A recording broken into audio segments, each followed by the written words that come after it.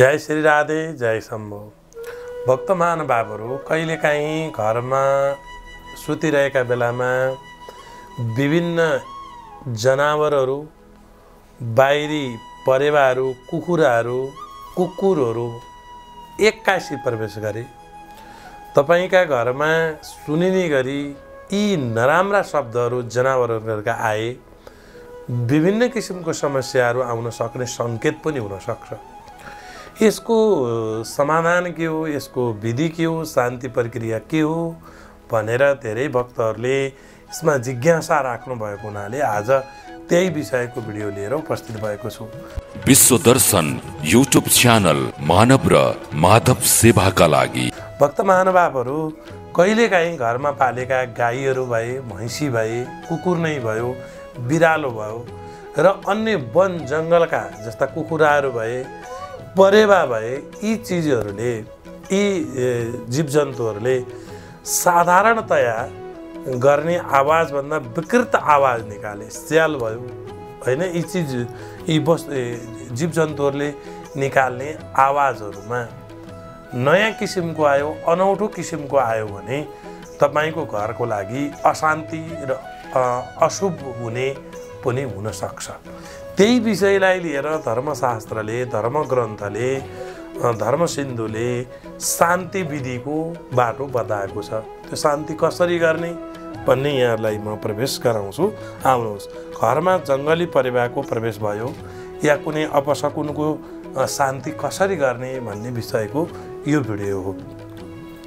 घरमा जङ्गली परेवा, ढुकुर आदिको प्रवेश भयो, घरभित्र मौरी जस्ता विशेष झिङ्गाहरूको उत्पत्ति भयो, आफै उत्पत्ति भयो,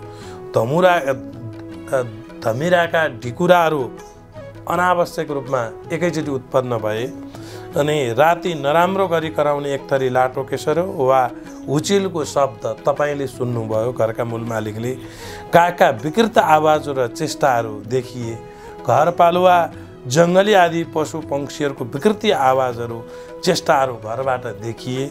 यस्ता किसिमका विकृत कुराहरू आएमा शान्ति गर्नु पर्दछ। यसले अशान्तिको लक्षण लिएर आएको हुनसक्छ।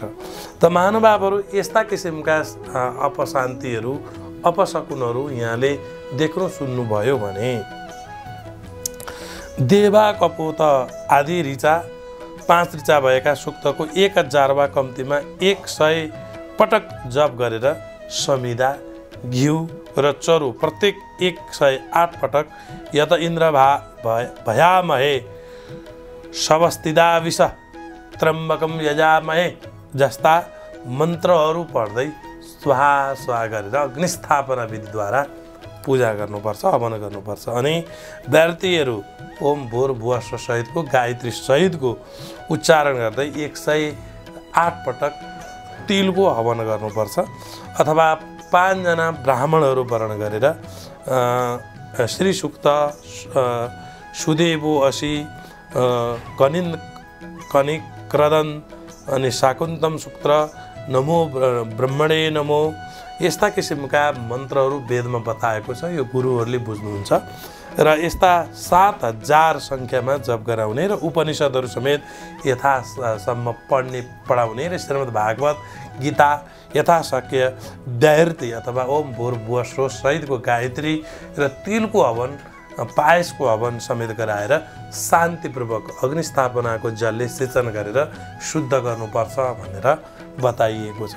त यही बेलामा अर्को प्रसङ्ग गरौँ। महानुभावहरू कागको मैथुन गरेको तपाईँले देख्नुभयो, कागले स्पर्श गरेको तपाईँले थाहा महसुस गर्नुभयो, कागले तपाईँलाई आएर छोयो, चिल्यो, टोक्यो भने यो असाध्यै अशुभको लक्षण बताएको छ। कागले छोयो अथवा कागको मैथुन देख्नुभयो हैन, त्यो असाध्यै अशुभ बताएको छ।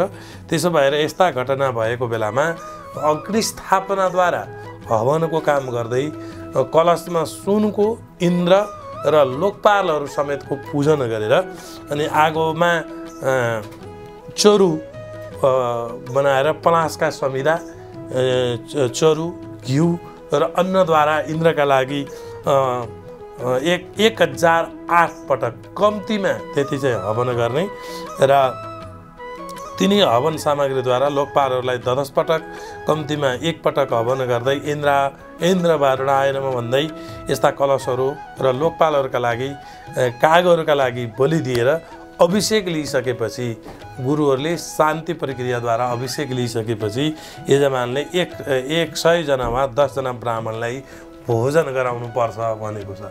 अब त्यो भनेको अनाथ आमा आश्रम भयो, विभिन्न आश्रमहरू छन्, मानव सेवा आश्रमहरू छन्, मानव सेवा फाउन्डेसनले पालेका विद्यार्थीहरू छन्, गुरुकुलका विद्यार्थीहरू छन्। यस्ता व्यक्तित्वहरूलाई लिएर गएर हामीले भोजन गराउनाले यो शान्ति हुन्छ भनेर पनि बताइएको छ।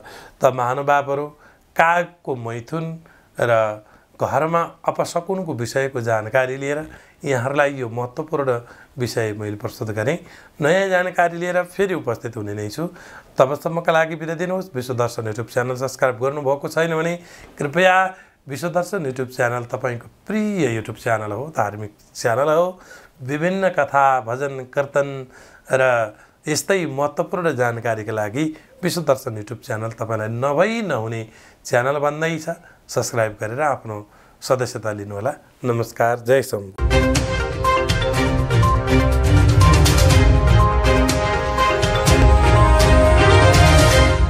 विश्वदर्शन युट्युब च्यानल मानव र माधव सेवाका लागि।